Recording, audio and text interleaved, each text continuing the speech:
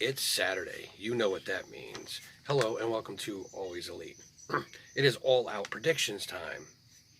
Now, this is set to take place tomorrow, September 5th, in Chicago, Illinois. Now, on the buy in, we have the 10-man tag. It's Best Friends and Jurassic Express with Wheeler Yuta versus the Hardy Family Office, Matt Hardy, Private Party, and Hybrid 2. Now, this one, it's a pre-show match. It should be pretty entertaining. We're going to give the babyfaces the win here, the Best Friends and Jurassic Express. Now, on to the main card. Now, before we get to that main card, however, the Andrade El Idolo match and versus Pac is not going to take place due to travel issues. I don't know if it's kayfabe or not. I hope it is. That would make it amazing. They can use that later. Apparently it's been rescheduled for Rampage. I don't know about this coming one, but probably the one after. Now, the first match on the main card is the Casino Battle Royal, Women's Battle Royal, that is. It's Nyla Rose, Thunder Rosa, The Bunny, Big Swole, Julia Hart, Tay Conti, Diamante, Penelope Ford, Red Velvet, Emi Sakura, Hikaru Shida, Jade Cargill, Kira Hogan, Abaddon, Layla Hirsch, Kylie King, Rebel, Jamie Hayter, Anna Jay, Riho, and a TBA. Now, the TBA rumored is a lot. There's a lot of names that could show up here. Could be CJ Perry. It could be Ruby Soho. It could be AJ Lee. There's a lot, and there's a few from Impact that could show up. The way things have been going with the vignettes and everything I think it's Ruby Soho. Let me know in the comments what you think, who you think it's going to be. Now, the winner, however, if I'm not mistaken, should be Tay Conti. That's just my personal pick because the story they've been telling is about Tay Conti and how much better she's been getting. So that's my pick. It could be anybody, to be honest with you. But that's the story that they've been telling, at least predominantly right now. Then we have the Jon Moxley versus Satoshi Kojima. Now, it wasn't supposed to be Kojima. Moxley wanted Tanahashi. But he's not going to get him because Tanahashi had wrestled today, actually, on Saturday, so he wouldn't be able to make it here anyway. So we're going to see that match sometime down the line.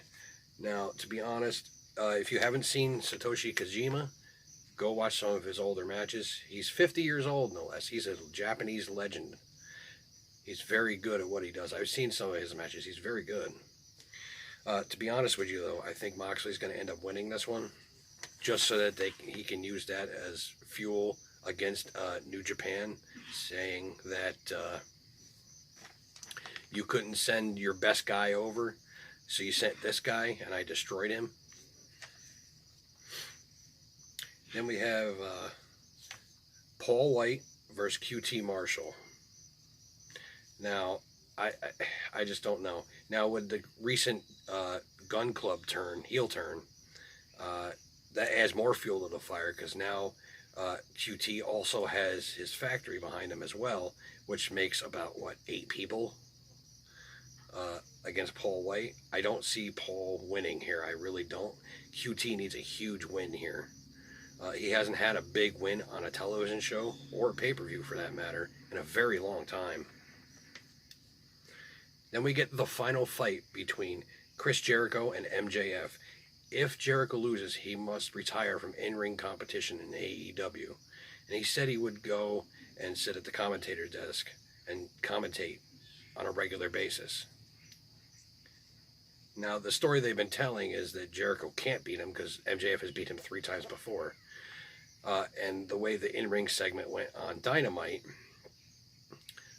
was pretty heavy-handed.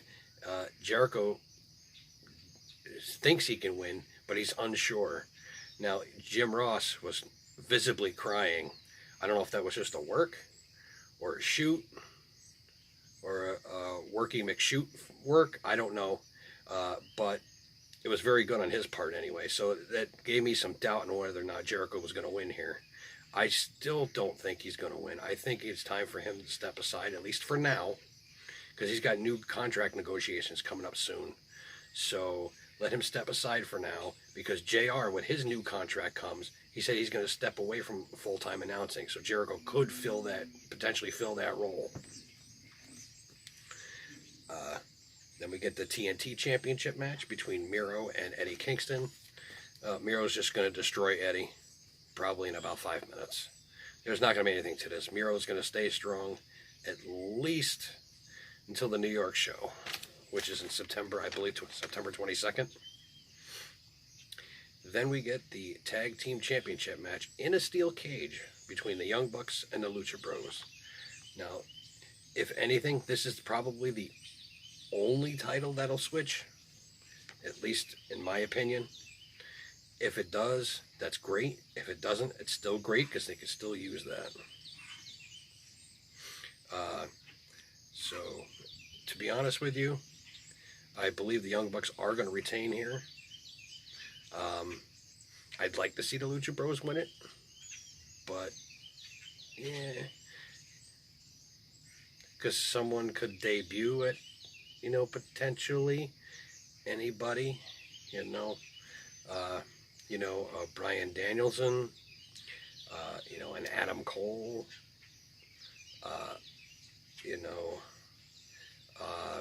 anybody. So somebody could interrupt that. Then we get the AEW Women's World Championship match.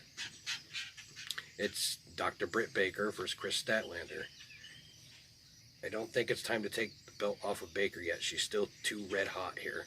So I think Britt's going to win this one. Then we get the all-anticipated, in my anticipation, and probably the best match that's going to be on the card. It's going to be CM Punk versus Darby Allin.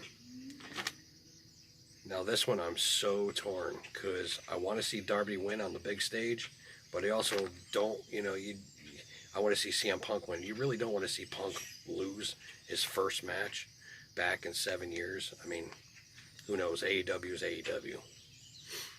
And again, Danielson could potentially debut after the match here and cause a disruption during the match, as a matter of fact, because his scheduled time to come into the company was at the New York show on September 22nd.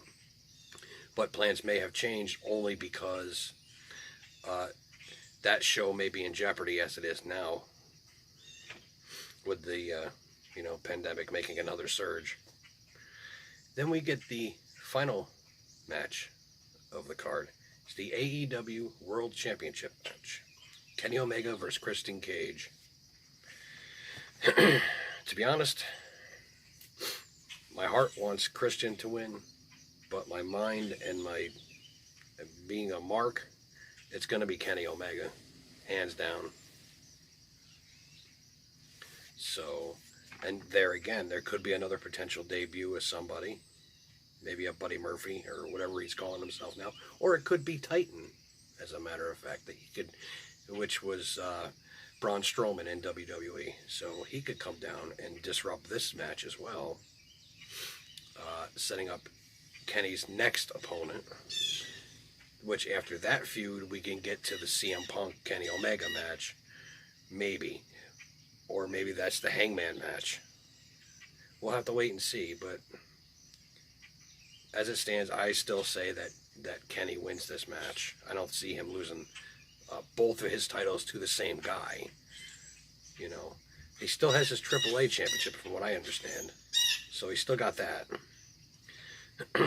But that's all the time I have for you today. Join me again next time, and remember, always be elite. Never look back, no, never say die. Always attack with the warrior.